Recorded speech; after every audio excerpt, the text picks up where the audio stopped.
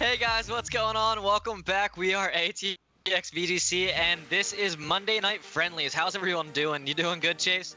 Yeah, I'm doing pretty well. I just want to say thank you for the follow, Swede, before we get started. But game one we have here, we have Mr. Missouri, Carter, versus White Tigers.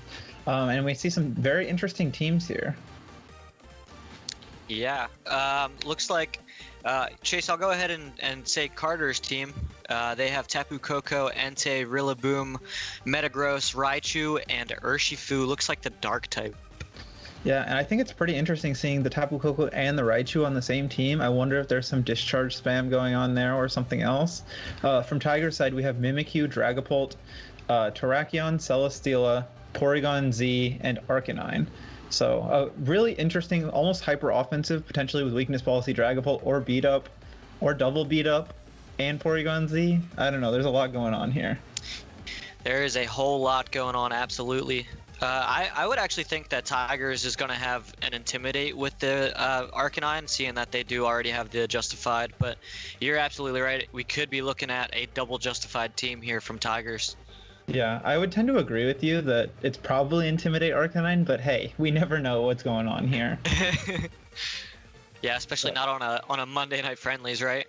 Yeah, looking at this, to me, the matchup really depends on what type of Dragapult this is. It feels like an offensive Dragapult can kind of do a lot of work here with the Mimikyu. If it's the support Dragapult with beat up, it's not as good because the Urshifu becomes very problematic if you can't just airstream and double up into it. But I'm really interested to see, what do you think of the matchup here? I think it's pretty good looking. I would like to see Metagross do some work there for Carter. I know Carter is a pretty good battler. They were actually in my group for the Pokepod Cup, and yeah, they did a great job. They actually won the group at 5-0. So. Oh, that's really impressive. I think so. Do you have any insight to this team? Is it similar to what you played? I'm not sure, to be honest with you. I think it is the same team, but I don't really remember. That was kind of like 6 or 7 weeks ago. I was gonna say it's almost 2 months ago probably at this point. As the leads, we see White Tigers lead with the Terrakion and the Mimikyu, as Carter leads with the Tapu Koko and the Entei. And I believe, if I saw correctly in team preview, we will see an Electric Seed Entei. Yes, I think you are right. We could see some Trick Room stuff here from Mimikyu, possibly, as well as I think it gets beat up there as well, right? It does get beat up, so potentially this could be beat up Mimikyu and like Adamant Terrakion. Otherwise, the beat up order is going to go a little bit weird. I will say the one issue with Adamant Terrakion is the fact that it underspeeds Urshifu, so it'll be really interesting to see here what Tigers is going to go for. Yeah, pretty cool. It looks like Mr. Missouri has selected his first turn moves. So going to be pretty interesting to see what they do here. We actually see the Terrakion switch out right away into the Arcanine, potentially trying to get an Intimidate off into Tapu Koko. Probably not going to be able to get one into this Entei. Yeah, as we see the Inner Focus proc. And the Mimikyu goes just initially for a Shadow Sneak into this Tapu Koko, doing only about 15%. Yeah, and the Tapu Koko just going to go ahead and set a Reflect up there for Mr. Missouri. The Will-O-Wisp does come out, but it does not affect the Fire-type Arcanine. Yeah, it's really interesting to see here. It was a pretty kind of nothing happening turn one. The Shadow Sneak didn't really do any damage, and the Will-O-Wisp did nothing into the Arcanine. It is worth noting that the Tapu Koko did get the screen up, so Mr. Missouri is in a better position than turn one, and you would argue it puts Tigers therefore in a worse position, although no damage was taken.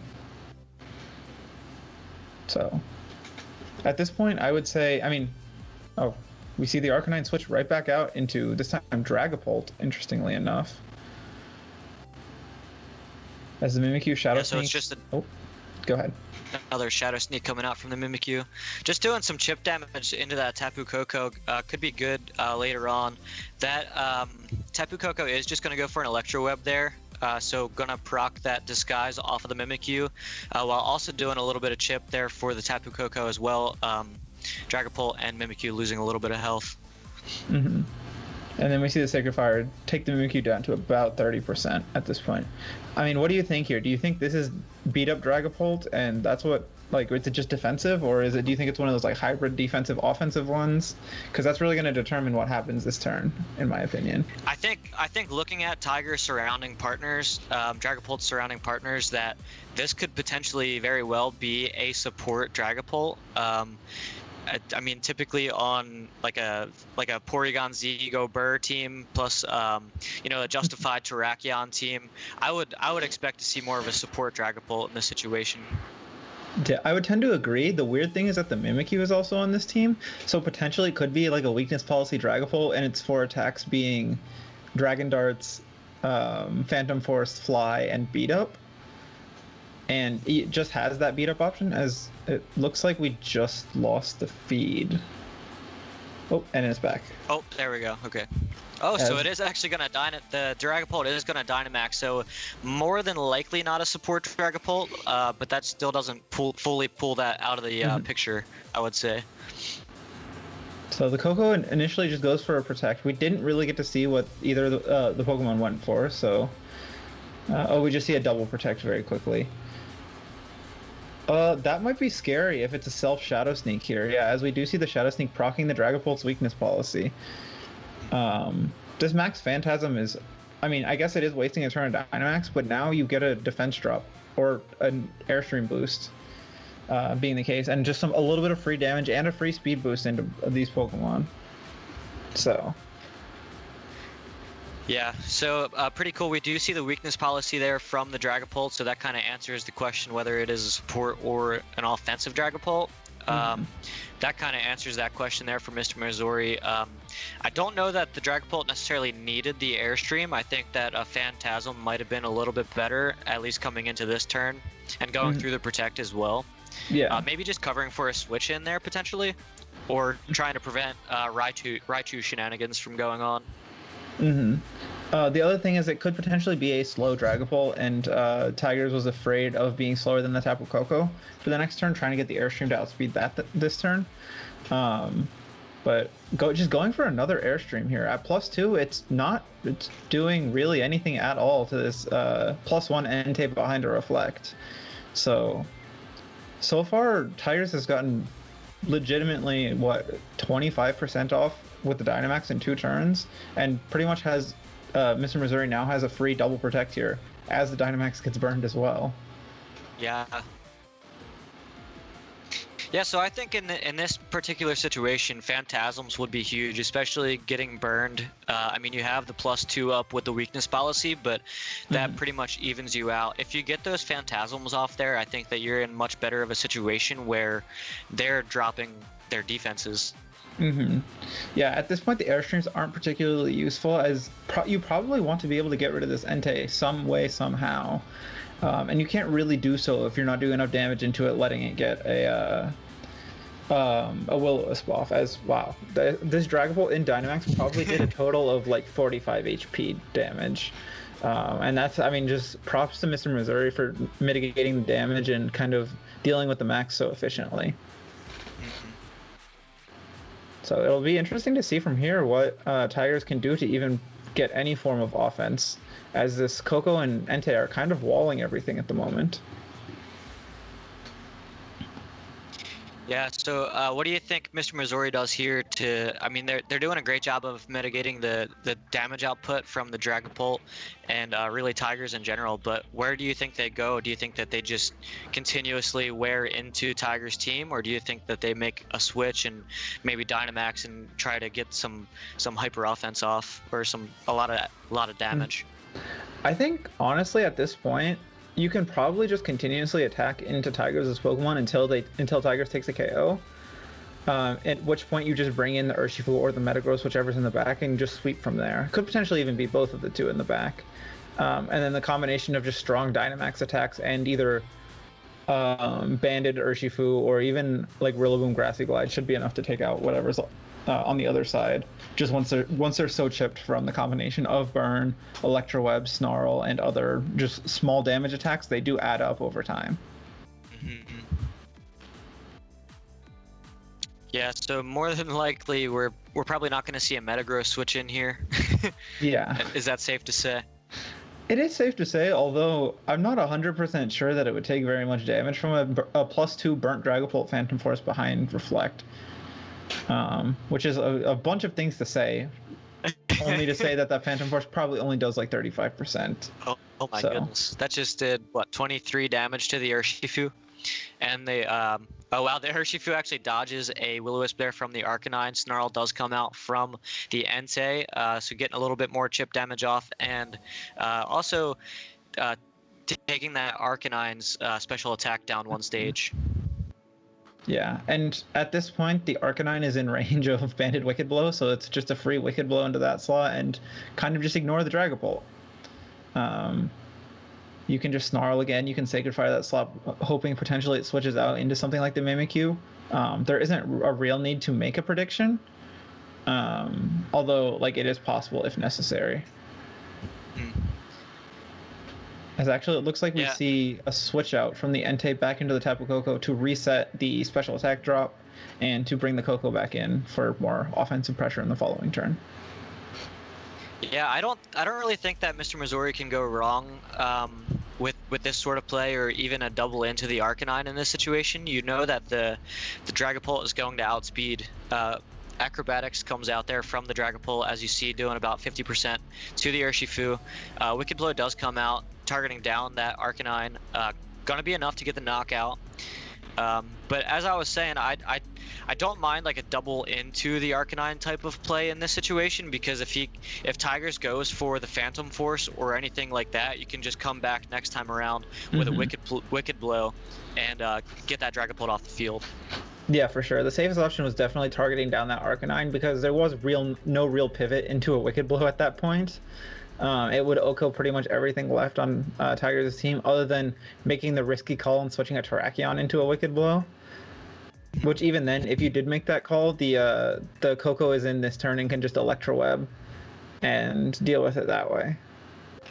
So, Mr. Missouri covered for pretty much everything with that Koko switch in, and it's looking very difficult, especially with the Metagross in the back and the Dynamax still being available. Yeah, so the Entei does come out. Phantom Force is going to come out from the Dragapult, taking it into the Dark Realm. Play Rough does come out. Oh my goodness, it's going to miss from the Mimikyu. Reflect does come out. It's pretty cool seeing more of a support type role from the Tapu Koko. I've seen a lot of different style Tapu Koko, but never this much of a support Tapu Koko. Yeah, the support Tapu Koko is like often something you see in singles with Volt Switch plus dual screens, or even like U-turn plus dual screens plus taunt, things like that. But it's not really something you see that often, especially in this format with something like Regieleki that can kind of outclass it in most ways. But as we see on this team with the Electric Seed Entei, it actually requires the Tapu Koko to be successful in the way that it works. Yeah, as it brings the terrain in to give the boost to Entei. That's a really cool tech. I like that a lot. Yeah. We also see something funny here, that the Snarl will proc Terrakion's Justified, and give it a +1 attack. And although I'm not sure how much that helps, knowing that the Terrakion is now at -1 speed and will potentially get to -2 next turn, and be underspeeding the Urshifu and the Metagross in the back. But yeah, at this point, it seems like a pretty wrapped up game, I would say.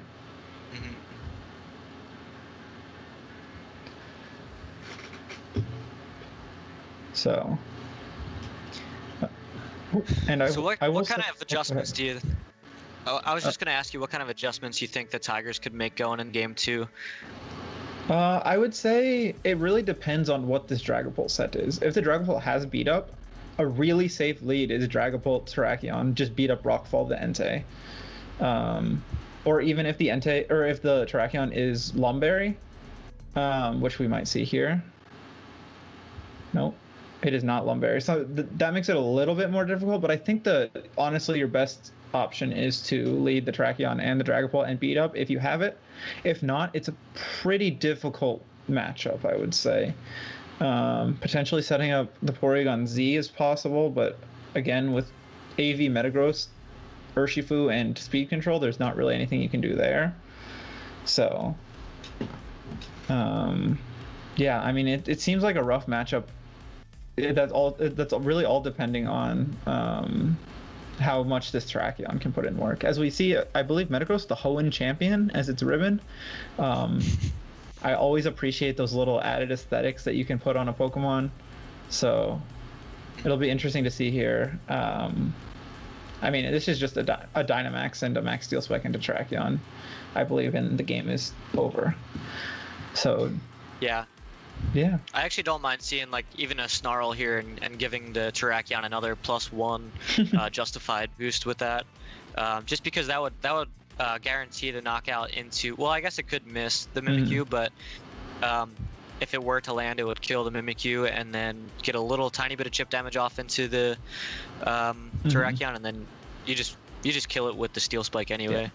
This is also a Cherish Ball Shiny Metagross, so I believe that was a Gen 6 event, if I recall correctly. Somebody can correct me if I'm wrong on that one. But I believe that is a Gen 6 event Metagross. So that's also very interesting to see. I think Cherish Ball is kind of one of the coolest Pokeball aesthetics that I really love can't Cherish get Ball. Otherwise, other than just like the special events. So, yeah, it looks like there's just going to be one more turn of a Sacred Fire or a Snarl picking off this Mimikyu, or even a Max Steel Spike picking off the Mimikyu, and then we are on to game 2. So, Nibs, what do you think? You asked me, but now I get to ask you, what do you think the best adjustment is for game 2? I actually don't mind seeing like a Porygon Z here. I know that the Urshifu pressure is very, very strong, but you have ways around it. I mean, as you mentioned, the Dragapult next to the Terrakion is probably the best play, and then just going straight for the beat up. I do think that is the best play, but I also wouldn't mind seeing a Porygon Z in this situation. Yeah. The only super big threat would be the Urshifu, and then other than that, and the Metagross, I guess. But yeah, it just kills everything else on Mr. Missouri's team, I think. Yeah, the one issue I will say is that we don't know if the Dragapult has beat up. There's a chance it does not, considering its weakness policy. And if it does not, then you just can't get enough turn 1 damage output, and all of your Pokemon that can threaten Mr. Missouri's team are physical. So there's really not a good way through this Entei Plus. They're either physical or slower than Entei. So like, if Porygon Z is the lead, you can just Snarl and Light Screen. If anything else is the lead, you can just Reflect and Will-O-Wisp. So it's a really tough position, similar to those Grimmsnarl Arcanine teams from back Series 1 all the way till really Series 6. And now you'll see Grimmsnarl Spectre and things of that sort. But it's just the same kind of strategy of damage mitigation, just 2 different Pokemon than you normally see. And this one is a little bit more effective versus Tiger's team at the moment. Yeah, I would agree. So we did see Mr. Missouri showing off the shiny Rillaboom there just a moment ago, and it's pretty cool. I'm starting to see a lot more trend of the Rillaboom not it carries Protect a lot more often now than it had been for the last few months. I do think that's something that's kind of interesting. I personally don't like having Protect on it because there's just so many different moves that Rillaboom gets. Like four moves is not enough. Yeah, because if you're not running Banded, you need Grassy Glide and you need Fake Out. So then you either have to forego Protect, which most people have been doing, Wood Hammer, or a coverage move. And it's really interesting to see which players are choosing to forego. You see a lot of just double Grass move, Fake Out, Protect. You also see Grassy Glide Knockoff, Grassy Glide Drain Punch, Grassy Glide High Horsepower, things of that sort. You've even started to see it even on Banded ones. Instead of Knockoff, people have been running Darkest Lariat, which does a lot more damage to Metagross after it's done with its Dynamax. So it's really interesting to see all the adaptations. I think a lot of the Protect Rillaboom comes from the Japanese teams that are starting to pop up, and it's become more popular at the top of the ladder. But other than that, I mean, yeah, that's a big thing. Interestingly enough, we see the Porygon Z Mimikyu lead here, as the Porygon Z just switches out. Oh, baiting another Snarl, it looks like. Oh, here's the beat up. Well, this was about as good of an option as you could have. But getting to, I believe, what, +5 this turn? Because 4 beat up and then the Snarl, we should see a +5. So let's see. This is such a long animation. That was a pretty good play there from Tigers. I know. What is a longer animation, beat up or Dynamax? Oh my goodness. I think beat up is actually. Yeah, so we're just going to see the light screen set up here by the Tapu Koko on Mr. Missouri's side of the field. Snarl does come out, and it avoids the Terrakion, so it's not going to get it to +5. Oh no. I don't know how much that matters. I think it's going to matter more like if the Will-O-Wisp comes out from Mr. Missouri's Entei. Yeah, we should just see an Electro Web and a Will-O-Wisp this turn, I would guess. We do see the Reflect, so maybe Reflect and Protect. Or Reflect and Will-O-Wisp, both are options. I would say Reflect and Protect is probably a little bit safer. Or Electro Web, Will-O-Wisp, both of those are pretty good options. I don't mind, it doesn't KO the Entei through Protect, does it, with the max Rockfall there? It might actually. I don't think so. I think it probably does like 45%-ish through Protect. Okay. Because it is at +1 through Reflect, so maybe even less. Yeah, so we do see the Dynamax come out from this Timer Ball Terrakion. Let's see. We're more than likely going to see a Rockfall go into the Entei, who did just Protect. Oh, and another beat up. Yeah, we do see that the Mimikyu is actually faster than this Terrakion, meaning that Urshifu in the back, if it's Jolly, is also faster than the Terrakion. Unless it's like Scarf Mimikyu, which I would assume it's not, because I think we've seen it change moves. But yeah, this is really interesting to see here. With now we're going to see a +6 Rockfall into this Entei, probably doing around 60%, I would guess, through Protect. Yeah, so here it comes. That is only doing 45-50%. I guess looking at this Entei's HP stat, it does have a decently high HP stat with, I believe, 222, which normally, I think without investment, it's in the 190s, so this might be max HP Entei. So it'll be interesting to see here how Mr. Missouri wants to deal with this Urshifu. Deal with this Terrakion, whether it be with Urshifu or with Metagross. And I think, honestly, the first step being Electro Web is almost always the best step.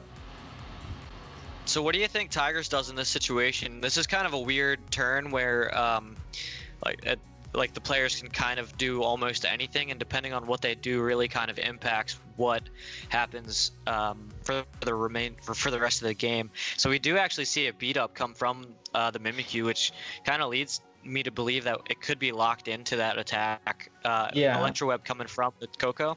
What do you think about that, Chase? I'd say it's almost 100% likely because of that turn that we assume that it is Scarf Mimikyu, something you don't normally see. And this max Rockfall should just be enough to pick up this Entei right here. Yeah, so burned, but +6. So that's probably what, +2 technically? Yeah, I believe that gets you to +2 if you're burned +6, which that's still pretty decent. It's still very difficult to get through. If this Metagross can just come out, or the Urshifu can just come out, you can just honestly, the Metagross coming out and you just Electro Web and Steel Spike into Mimikyu is a pretty safe play here, because this through Reflect, through a Steel Spike boost, even a +6 burn Terrakion isn't going to be doing that much damage. I'd argue. Yeah, I'd say Metagross is probably the call. I was gonna say I think Carter's best bet here is probably just to max the Metagross and go ahead and Steel Spike, and doing that, you can just Steel Spike the Mimikyu slot and if they want to switch the Mimikyu out, something is going to take so much damage. You're going to boost your defenses. So that's really going to be the only way you can kind of limit the attack stat from the Terrakion, is to just boost your defenses. Yeah, as we see the Porygon Z coming in, going to be taking an Electro Web. Not the best option, especially when we see an Assault Vest Metagross behind a light screen on the field. Your Dark Pulse is doing like 10% at that point. So, yeah, it's looking like a little bit of a repeat from Game 2 with the combination of Reflect plus Will-O-Wisp hampering Tiger, or a repeat of Game 1 with Reflect plus Will-O-Wisp hampering the physical attackers and Snarl and other things hampering the special attackers, making it really difficult for Tigers to get any damage off. Yes, so we're going to see some more speed drops here from the Tapu Koko. Metagross is going for that Steel Spike, but it is actually just targeting down that Terrakion, and it is going to be enough to get the knockout. So Terrakion will not be doing anything else for the remainder of this game. Pretty good there.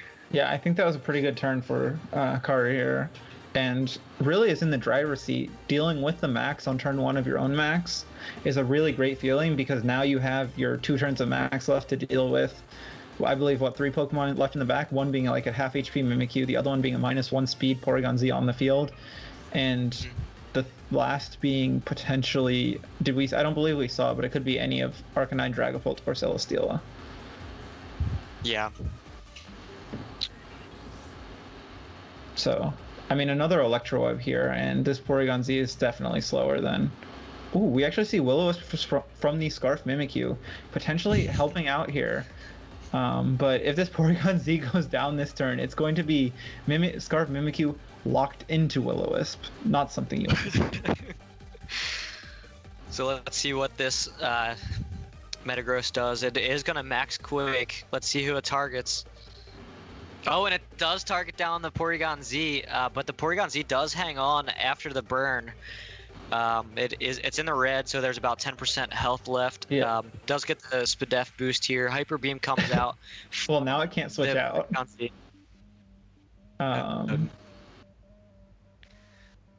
is Koko not going to be enough to kill the Tapu Koko, but it is going to be knocked out by the sand. Yeah, I don't think I've ever seen a neutral hit survive a Porygon Z Hyper Beam. So that was incredibly impressive from that Tapu Koko. Being even a Life Orb Porygon Z, not enough to KO, I believe +1 special defense and behind light screen, I guess is enough. But, I mean, at this point, this Urshifu gets to come in and click Wicked Blow into anything that's the last. Oh, and it's Celesteela. Yeah, I think we're just going to see a Wicked Blow here into the Celesteela. Interestingly enough, this Urshifu does not have Sucker Punch. I think we should just see a Wicked Blow into one of these 2 Pokemon in a... I would say probably Wicked Blow to Celesteela is a little bit better.